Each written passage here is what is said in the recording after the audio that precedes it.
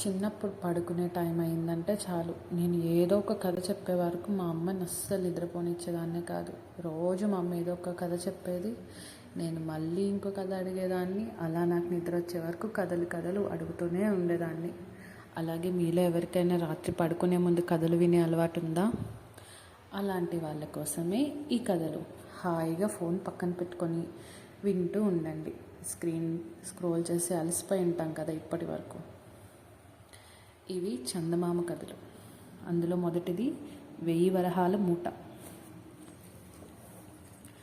చంపానగరంలో దొంగతనాలు ఎక్కువయ్యాయి. కొత్వాలు ధనసేనుడు దొంగలతో చేతులు కలపడం వల్ల ఫిర్యాదులు రాజుకు చేరడం లేదని పుకారు పుట్టింది.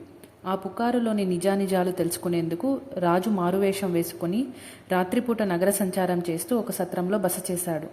నీ దగ్గర డబ్బేమైనా ఉంటే నా దగ్గర దాచుకో, క్షేమంగా ఉంటుంది.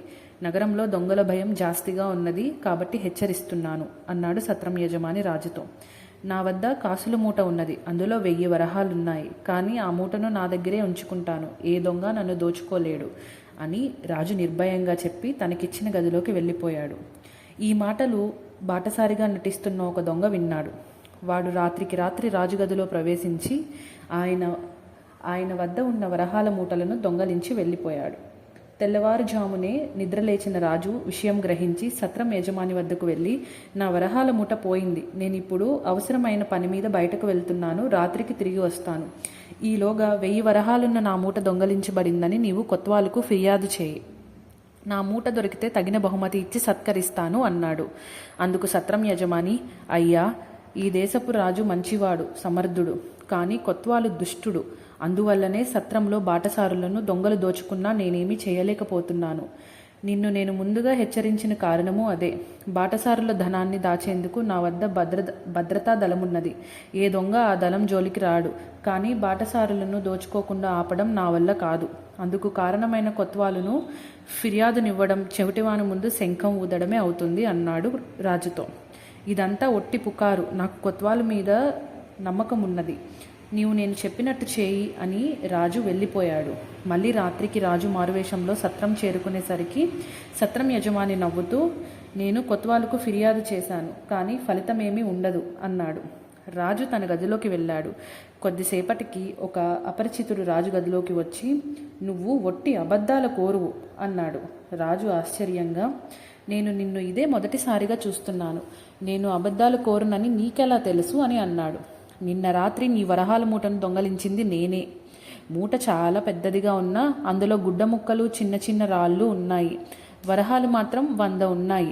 నువ్వేమో 1000 వరహాలు పోయినట్లు కొత్వాలకు ఫిర్యాదు చేయించావు అన్నాడు దొంగ ఈసడిస్తున్నట్టు. రాజు వాడి కేసు తీవ్రంగా చూస్తూ, దొంగతనం చేయడమే కాక ఆ సంగతి నిర్భయంగా చెబుతున్నావు. నువ్వు గుండెలు తీసిన బంటులాగున్నావే అన్నాడు. అదంతా వేరే సంగతి. నువ్వు ఇప్పటికిప్పుడు కొత్వాలి ఇంటికి వచ్చి నీ మూటలో ఉన్నవి 100 వరహాలేనని నిజం చెప్పాలి అన్నాడు దొంగ. చెప్పకపోతే అన్నాడు రాజు. దొంగ తన దుస్తుల్లోంచి చిన్న కత్తి తీసి బెదిరిస్తూ, చెప్పకపోతే నీ ఒంటి నిండా గాయాలు చేస్తాను అన్నాడు. రాజు ఒడుపుగా వాడి చేయి పట్టుకుని చిన్న దెబ్బతో వాడి చేతిలోని కత్తి కింద పడేలా చేశాడు. తర్వాత వాడి 2 చేతులు విరిచికట్టి, నిన్నిప్పుడే కొత్వాలకు అప్పగిస్తాను అన్నాడు. సరే, నన్ను కొత్వాలకు అప్పగించు, కానీ ఆయనకు నీ మూటలో ఉన్నవి 1000 వరహాలు కాదని 100 వరహాలేనని చెప్పు, లేకుంటే ఆయన నన్ను బ్రతకనివ్వడు అన్నాడు దొంగ ఏడుస్తూ. దొంగగా పట్టుబడినందుకు కూడా భయపడక, మూటలో ఎంత డబ్బు పోయిందో చెప్పి తీరాలని ఇంతలా గోల పెడుతున్నావు, నీ తీరు నాకు చిత్రంగా ఉంది అన్నాడు రాజు. దొంగ ఒకసారి పెద్దగా మూలిగి, నేను దొంగనే అయినప్పటికీ నిజాయితీ పరుణ్ణి, కొత్వాలు నమ్మాలి. నేను దొంగలించిన మూటలో 100 వరహాలే ఉన్నాయని ఆయన నన్ను కొరడా దెబ్బలు కొట్టించాడు. కావాలంటే నా వీపు చూడు అన్నాడు దొంగ. రాజు వెనక్కి వెళ్ళి చూస్తే వాడు వీపు మీద దెబ్బల గుర్తులున్నాయి. కొత్వాలు తన బాధ్యతను చక్కగా నిర్వర్తిస్తున్నాడు. దొంగతనం చేసినందుకు నీకు ఈ శిక్ష పడి తీరవలసిందే అన్నాడు రాజు.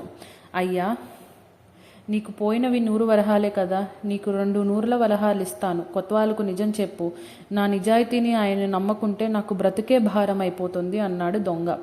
ఇది మరింత ఆశ్చర్యంగా తోచి రాజు దొంగను నిలదీస్తే వాడు దొంగతనం చేయగానే కొత్వాలు దగ్గరకు వెళ్ళి మూటలో 100 వరహాలున్నాయని చెప్పి సగం వాటా ఆయనకు 50 వరహాలు ఇచ్చినట్లు చెప్పాడు. కానీ ఆ తర్వాత సత్రం యజమాని చేసిన ఫిర్యాదులో పోయినవి 1000 వరహాలని తెలిసి తన వాటా మిగిలిన 450 వరహాలు కోసం కొత్వాలు వాడిని బాగా హింసించాడు. దొంగ తన నిజాయితీని రుజువు చేసుకునేందుకు సత్రానికి వచ్చాడు.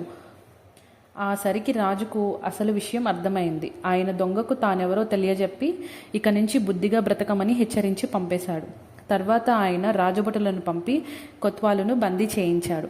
ఇదేమిటి మహారాజా అంటూ గోలపెట్టిన కొత్వాలుతో, నువ్వు దొంగల నుంచి నిజాయితీని ఆశిస్తున్నావు, అయితే నీలో మాత్రం నిజాయితీ లేదు. కొంతకాలం పాటు కారాగారంలో దొంగల మధ్య గడుపుతూ వాళ్ళ నుంచి నిజాయితీ నేర్చుకో అన్నాడు రాజు. తర్వాత చంపానగరంలో దొంగతనాలు ఆగిపోయాయి.